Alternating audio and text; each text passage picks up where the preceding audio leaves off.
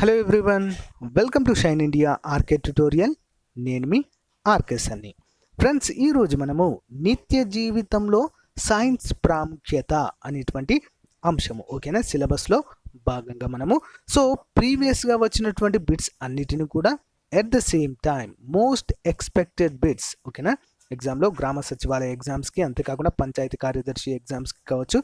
అన్నిటికీ కూడా యూజ్ అయ్యే విధంగా ఈ యొక్క క్లాస్ అనేది ఉండబోతుంది ఫ్రెండ్స్. చాలా ఇంట్రెస్టింగ్గా ఉంటుంది. ఇప్పటి వరకు 2 మోడల్ పేపర్ చేశాను. చేసినవన్నీ కూడా క్లాసెస్ ప్లేలిస్ట్లో ప్రొవైడ్ చేశాను ఫ్రెండ్స్, గమనించాలి ఓకేనా. ఇది మోడల్ పేపర్ 3. దీనికి సంబంధించిన పీడిఎఫ్ ఫైల్ మన వెబ్సైట్లో కూడా అవైలబుల్గా ఉంటుంది, చూడండి ఫ్రెండ్స్ ఓకేనా. Let's start the class.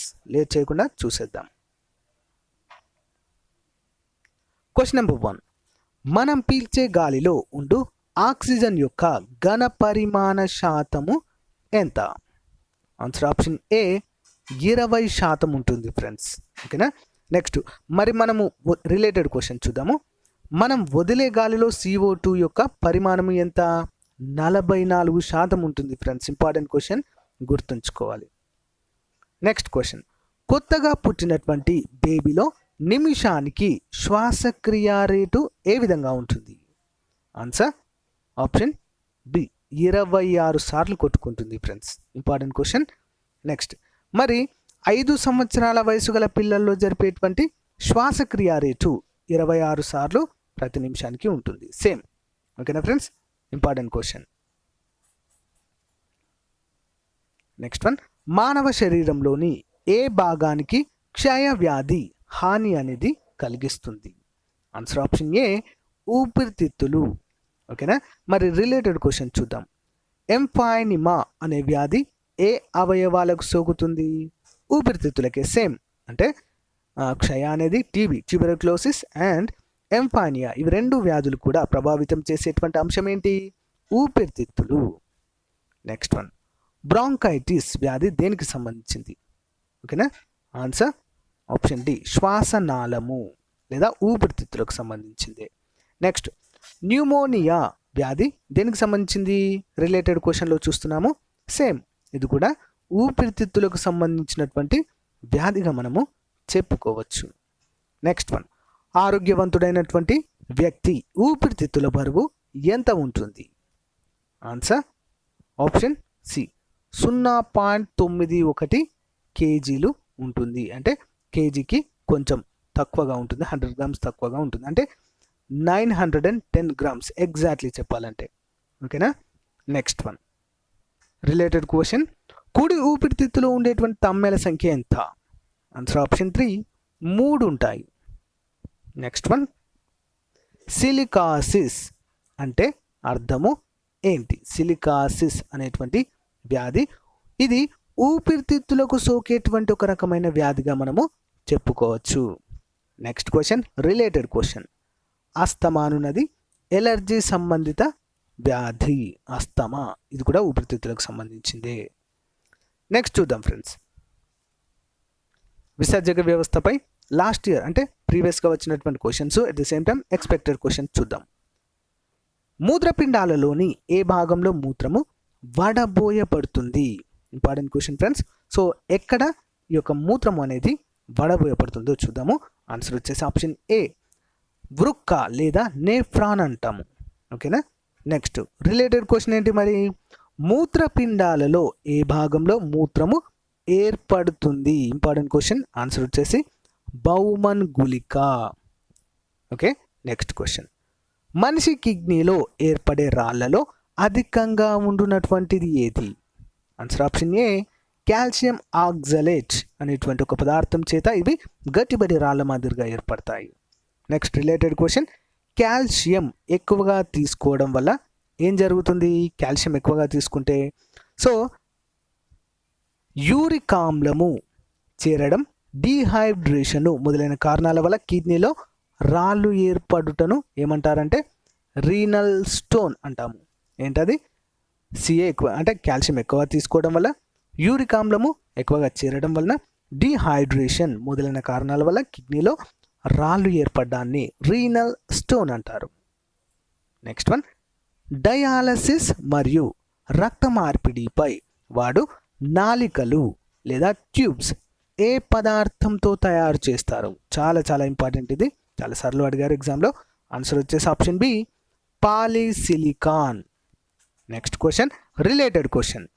డయాలసిస్కు ఉపయోగించే పరికరాన్ని ఏమంటారు? ఆన్సర్ కృత్రిమ మూత్రపిండము. Important question. Next question, nephrology ఏ అధ్యయన శాస్త్రంగా మనము చెప్పుకోవచ్చు?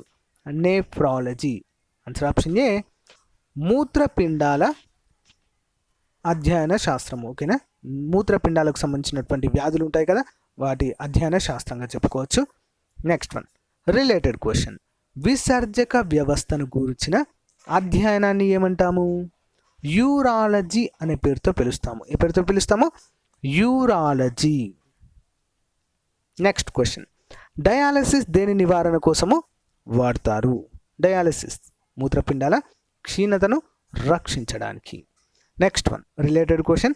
కృత్రిమ మూత్రపిండము ఏ సూత్రం ఆధారంగా పనిచేస్తుంది? ఆన్సర్ డయాలసిస్ సూత్రం. సింపుల్. నెక్స్ట్ క్వశ్చన్, చెమటలో ఉండున్నటువంటిది ఏది? చెమటలో ఏముంటాయి ఫ్రెండ్స్ మరి? ఆన్సర్ ఆప్షన్ ఏ, నీరు, ఉప్పు, పనికి రానటువంటి పదార్థాలు అంటే సూక్ష్మ క్రిములు అనేటివి ఇందులో విసర్జింపబడతాయి. ఓకేనా, మన చర్మం కూడా ఒక రకమైన విసర్జక అవయవంగా పనిచేస్తుంది, గుర్తుంచుకోవాలి. నెక్స్ట్ రిలేటెడ్ క్వశ్చన్, మూత్రంలో ఉండున్నది నీరు, కర్బన అకర్బన పదార్థాలు. ఓకేనా ఫ్రెండ్స్, నీటిలో నీరు, కర్బన అకర్బన పదార్థాలు మాత్రమే ఉంటాయి ఫ్రెండ్స్. నెక్స్ట్ వన్, మూత్రము పసుపు పచ్చగా ఉండుటకు కారణం? ఇందులో ఉన్నటువంటి పిగ్మెంట్ ఏంటి? Answer option D, bilirubin. Important question. Next మరి రిలేటెడ్ క్వశ్చన్ చూద్దాము. మూత్రం యొక్క pH విలువ ఎంత? 6.0. గాఢత అంటారు దీన్ని. ఓకేనా. నెక్స్ట్ క్వశ్చన్, మానవ శరీరంలో యూరియా ఎందులో ఉత్పత్తి అవుతుంది? 8వది ఆప్షన్ సి, మూత్రపిండాలలో ఉత్పత్తి అవుతుంది ఫ్రెండ్స్. ఓకేనా. రిలేటెడ్ క్వశ్చన్ చూద్దాం మరి. విసర్జక వ్యవస్థలో మూత్రము విసర్జింపబడు భాగము ఏంటి? ప్రసేకము అనే పేరుతో పిలుస్తాము. నెక్స్ట్ వన్, చెమట అధికంగా పట్టు స్థితిని ఏమంటారు? వాటర్ వర్క్స్ మేనేజర్లో ఇది లాస్ట్ టైం అడగడం అనేది జరిగింది ఫ్రెండ్స్. ఆన్సర్ వచ్చేసి ఆప్షన్ సి, వేడి అధికంగా ఉండి తేమలో గాలి ఉండటం అనేటువంటి పరిస్థితిలో చెమట అనేది ఎక్కువగా వస్తుంది ఫ్రెండ్స్. రిలేటెడ్ క్వశ్చన్ చూద్దాము. మూత్ర విసర్జన అధికంగా జరుగు కాలము శీతాకాలము. దేనికోసం ఫ్రెండ్స్ మరి? అప్పుడు ఏమవుతుందంటే చర్మము అంటే విసర్జక అవయవంగా పనిచేయడము జరగదు, అంటే ఏమవుతుంది? చెమట ఎక్కువగా రాదు అని అర్థంగా మనం చెప్పుకోవచ్చు. నెక్స్ట్ క్వశ్చన్, ప్లానేరియాలోని విసర్జక అవయవాన్ని ఏమంటారు? ఆన్సర్ ఆప్షన్ సి, జ్వాలాకణము. నెక్స్ట్ రిలేటెడ్ క్వశ్చన్, సాలెపురుగులో విసర్జక అవయవము ఏది? ఆన్సర్ ఆప్షన్ కోక్సల్ గ్రంథి. ఏంటి ఫ్రెండ్స్? కోక్సల్ గ్రంథి. నెక్స్ట్ క్వశ్చన్, మానవులలో అతి పెద్ద గ్రంథి అని దేనిని పిలుస్తారు? ఆన్సర్ ఆప్షన్ ఏ, కాలేయము. నెక్స్ట్ వన్, రిలేటెడ్ క్వశ్చన్ చూద్దాం మరి. మానవునిలో అతి పెద్ద అంతఃస్రావిక గ్రంథి ఏది? అంటే థైరాయిడ్ గ్రంథి, ఆడమ్ యాపిల్ అని పిలుస్తారు దీన్ని. నెక్స్ట్ వన్, మిశ్రమ గ్రంథి క్రింది వాటిలో ఏది? ఆన్సర్ ఆప్షన్ సి, ప్యాంక్రియాస్ గ్రంథి. ఓకేనా, ప్యాంక్రియాస్ గ్రంథి. రిలేటెడ్ క్వశ్చన్, మానవునిలో అంతఃస్రావిక వ్యవస్థలో అంతరించు గ్రంథి లేదా తిరోమన గ్రంథి అనే పేరు దేనికి కలదు? థైమస్ గ్రంథి.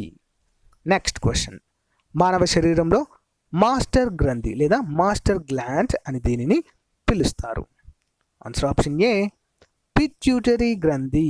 ఇంపార్టెంట్ క్వశ్చన్, మెదడు దగ్గర ఉంటుంది ఇది. రిలేటెడ్ క్వశ్చన్, మానవుని అంతఃస్రావిక గ్రంథులలోకెల్లా అతి చిన్నది పిట్యూటరీ గ్రంథి. సేమ్ ఎంత ఉంటుంది తెలుసా ఫ్రెండ్స్? ఇది బఠానీ గింజ ఉంటుంది కదా, సో ఆ పరిమాణంలో మెదడుకు క్రింది భాగంలో ఉంటుంది ఇది.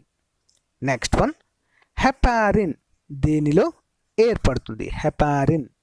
ఆన్సర్ ఆప్షన్ ఏ, లివర్ సెల్స్ కాలేయ గ్రంథుల్లో ఏర్పడుతుంది. రిలేటెడ్ క్వశ్చన్ చూద్దాము. గ్లూకాగాన్ దేనిలో ఉత్పత్తి అవుతుంది? లాంగర్హాన్స్ పుటికల ఆల్ఫా కణాలలో ఏర్పడుతుంది. ఇక్కడ ఫ్రెండ్స్ లాంగర్హాన్స్ పుటికల్లోని ఆల్ఫా కణాలలో. Important question.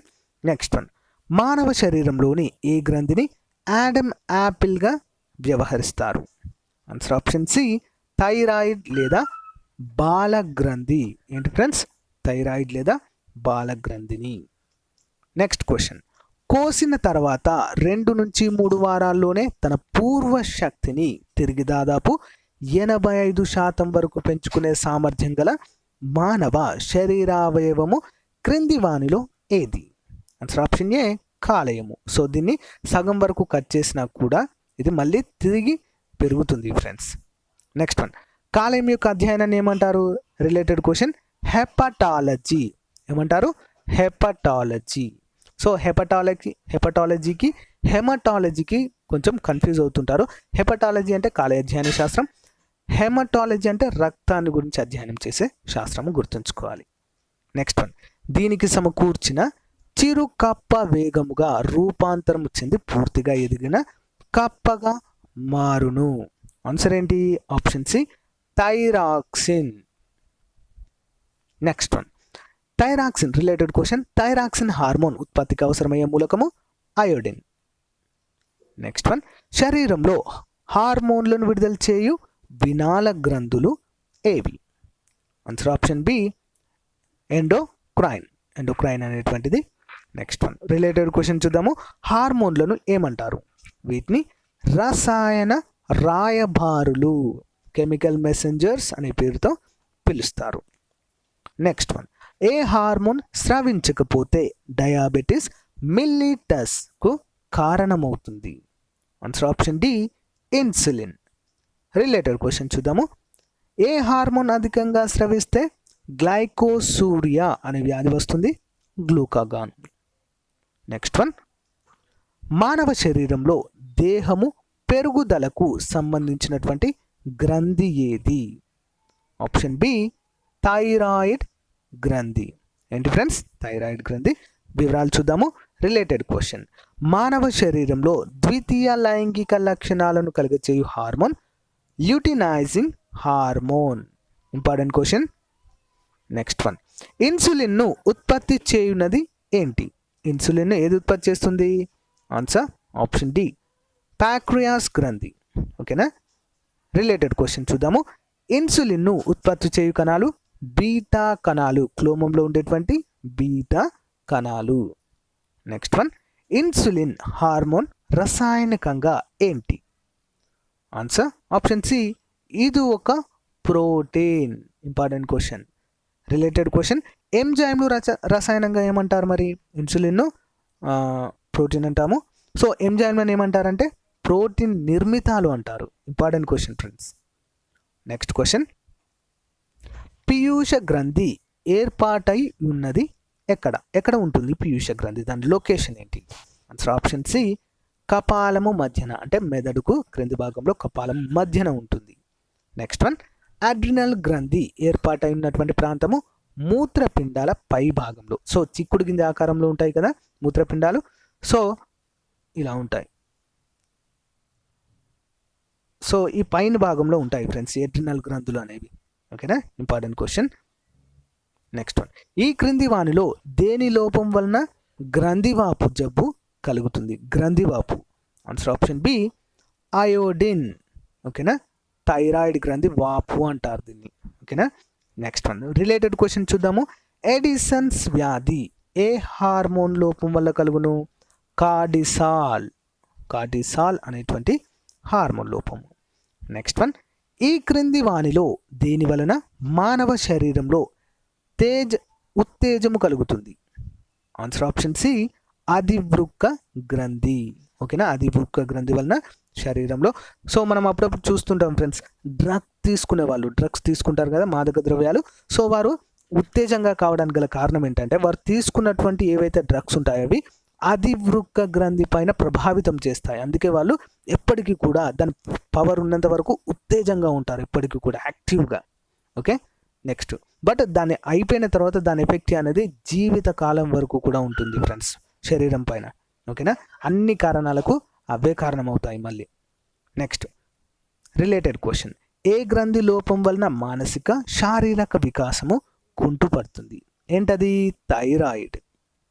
Next question, insulin స్రవించకపోవడం వలన వచ్చేటువంటి వ్యాధి ఏది? ఆన్సర్ ఆప్షన్ ఏ మధుమేహము. నెక్స్ట్ వన్, గుల్స్ వ్యాధి ఏ హార్మోన్ అల్పస్రావం వలన ఏర్పడుతుంది? అంటే థైరాక్సిన్. రిలేటెడ్ క్వశ్చన్స్ ఇవి. సో ఫ్రెండ్స్, ఇలా నేర్చుకుంటే మీకు ఇంట్రెస్ట్గా అనిపిస్తుంది. అట్ ది సేమ్ టైం చాలా వరకు క్వశ్చన్స్ అన్నీ కూడా కవర్ చేసినట్లుగా అనిపిస్తుంది ఫ్రెండ్స్. ఓకేనా? సో అందుకోసం అని చెప్పేసి ఇలా సెలెక్ట్ చేసి మీకు అందించడం అనేది జరుగుతుంది ఫ్రెండ్స్. నెక్స్ట్ చూద్దాం, మధుమేహ నియంత్రణలో ఉపయోగపడు భారతీయ వంటకాలలో వాడే మసాలా గింజలు ఏవి? Important question friends. Answer option B మెంతులు ఫ్రెండ్స్. ఓకేనా? సో ఈ మధుమేహము షుగర్ ఉన్నటువంటి వ్యక్తులు ఏం చేయాలంటే రోజు, ఓకేనా, నైట్ ఈ మెంతులను ఒక గ్లాస్లో కొన్ని అంటే ఒక 50 grams ఒక గ్లాస్లో తీసుకొని దాంట్లో వాటర్ పోసి బాగా ఏం చేయాలంటే వాటిని నానబెట్టాలి. నానబెట్టి ఎర్లీ మార్నింగ్ అవి మెత్తగా అయిన తర్వాత డైరెక్ట్ వాటిని గ్రైండ్ లాగా చేసుకొని తాగేసేయాలి ఫ్రెండ్స్. ఓకేనా? దానివల్ల ఏమవుతుందంటే మధుమేహ వ్యాధి నియంత్రణ అనేది అవుతుంది. ఇది ఒక ఆయుర్వేద ఔషధంగా పనిచేస్తుందని తెలుస్తుంది ఇక్కడ. నెక్స్ట్ వన్, మానవ శరీరంలో పిట్యూటరీ గ్రంథి ఎక్కడ ఉంటుంది? ఆన్సర్ ఆప్షన్ డి మెదడు భాగంలో ఉంటుంది. మరి రిలేటెడ్ క్వశ్చన్ చూద్దామా? థైమస్ గ్రంథి మానవ శరీరంలో ఎక్కడ ఉంటుంది? ఊపిరితిత్తుల మధ్యలో ఉంటుంది ఇది. నెక్స్ట్ వన్, ఎండోక్రైన్ గ్రంథులపై ప్రభావం చూపే గ్రంథి ఏది? ఆన్సర్ ఆప్షన్ డి పిట్యూటరీ గ్రంథి. వివరాలు చూద్దాము. రిలేటెడ్ క్వశ్చన్, అంతఃస్రావిక గ్రంథుల అధ్యయనాన్ని ఏమంటారు? ఎండోక్రైనాలజీ అనే పేరుతో పిలుస్తారు. నెక్స్ట్ క్వశ్చన్, క్రింది వానిలో ఏది వీనాల గ్రంథిగా చెప్పుకోవచ్చు? వీనాల గ్రంథి. ఆన్సర్ ఆప్షన్ డి అధివృక్క గ్రంథి. రిలేటెడ్ క్వశ్చన్, నాల వినాల గ్రంథి అంటే రెండు కూడా, ఓకేనా, నాల గ్రంథి వినాల గ్రంథి రెండు లక్షణాలు కలిగినది క్లోమము. Important question. మిశ్రమ గ్రంథి అనే పేరుతో పిలుస్తారు దీన్ని. ఎందుకంటే నాళాలు ఉంటాయి, వినాల గ్రహితంగా కూడా ఉంటుంది కాబట్టి క్లోమాన్ని మిశ్రమ గ్రంథి అంటాము. నెక్స్ట్ వన్, పిట్యూటరీ గ్రంథి మిగతా వినాల గ్రంథుల పనులను నియంత్రిస్తుంది. అయితే క్రింది వానిలో ఏ గ్రంథిని పిట్యూటరీ గ్రంథి నియంత్రిస్తుంది? సో పిట్యూటరీ గ్రంథిని మాస్టర్ గ్లాండ్నే నియంత్రించేటువంటి గ్రంథి ఏది మరి? ఆన్సర్ ఆప్షన్ డి పారాథైరాయిడ్ అనేటువంటి గ్రంథి ఈ యొక్క పిట్యూటరీ గ్రంథినే నియంత్రించేటువంటి అవకాశం ఉంటుంది. Next one, related question, FFF and 4S gland అని దేన్ని పిలుస్తారు? అడ్రినల్ గ్రంథి. సో ఫ్రెండ్స్, ఇవి ఫ్రెండ్స్ ఈరోజు క్లాస్లో చాలా ముఖ్యమైన అంశాలు. నెక్స్ట్ చూద్దాం, మధుమేహ నియంత్రణలో ఉపయోగపడు భారతీయ వంటకాలలో ఉపయోగించే వంట దినుసులు. ఓకే, మెంతులు. This one completed friends. So friends, ఇంతటితో మనము ఈ రోజుకు సంబంధించినటువంటి నిత్య జీవితంలో జీవశాస్త్రం పాత్ర, ఓకేనా, చాలా చాలా ఇంపార్టెంట్ ఫ్రెండ్స్. ప్రతి కాంపిటేటివ్ ఎగ్జామ్ అనేది తీసుకోండి, ఈ టాపిక్ అనేది కంపల్సరీగా ఉంటుంది. ఓకేనా ఫ్రెండ్స్, ప్రతిరోజు రెగ్యులర్గా ఫాలో అవ్వండి.